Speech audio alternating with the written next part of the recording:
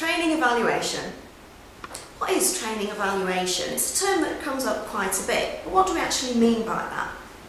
Well, evaluation is a systematic and continuous process of clarifying the effects and effectiveness of various activities. The reason why it's so important for organisations to do this is you're investing a lot in learning and development and training activities. So you want to make sure that you can measure the results and the impact of those training, learning and development activities to maximise the result on your investment and also to inform future strategy. So it makes very good business sense to do this. There are various models and methods out there of training evaluation, but one of the most common and most effective ones is Kirkpatrick's 4 levels of evaluation.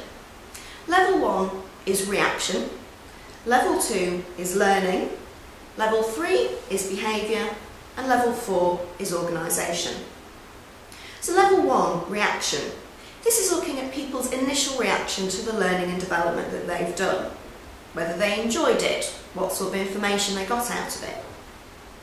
Level 2, learning, is a bit further down the line and looking at how much they've actually learned and what they've remembered from the training that they've done. Level 3, behaviour, is what difference this has actually made to the way that they behave at work, what impact it's had on their effectiveness in the job role. And level 4, organisational level, is looking at the difference that this has actually made to the performance of the business overall. So in terms of evaluating at each of these levels, what are we actually looking at? We're looking at things such as, has somebody's training needs been met? Was the training relevant to them and to their job role? What depth was it at? Was that appropriate? What about the breadth? How much scope was there in terms of what was covered?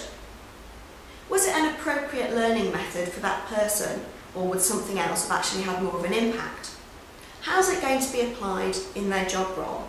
What was the cost? All those things that you look at, you'll have some results for, and those results are going to help you make future decisions. There is no point in evaluating if you're not going to use the results that you've got. So some of the things that you're then going to be looking at, things like budget and expenditure. Should we actually be spending more? Should we be spending less? What do you need to be doing more of in terms of training? What do you need to be doing less of? What are the things that have not really made a difference, that are just a waste of time and money? What went well, but what could have been even better? Are you going to make any changes to the design and delivery of your training and learning and development events? What are you going to change and what is going to stay the same? But how are you actually going to get this information? We've looked at the sort of information you need and what you're going to do with it. But in terms of actually pinning it down, one of the most common ways is an evaluation form or a happy sheet at the end of a training event. That's going to give you a lot of information as far as someone's reaction is concerned. But what about further down the line? Well, 2 to 4 weeks later is a good time to be looking at level 2, at learning.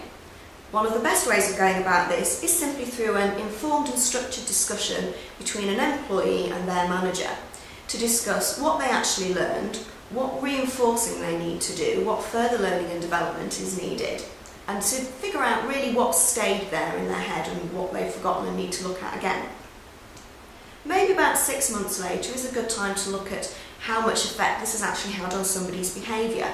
This is where feedback and appraisals and reviews can be useful to figure out how somebody's actually improved in their job role. What are they doing now that's different or better than what they were doing previously? And finally, to look at the results for the organisation, look at things at an organisational level. Have you had an increase in productivity? A decrease in complaints? Have you had an increase in profits? These are the things that are really going to be making a difference. Has this training, learning and development really helped you as an organisation to meet your training and learning needs and to meet your objectives? But training evaluation can be hard, partly because people don't make the time to do it or they don't know how to do it.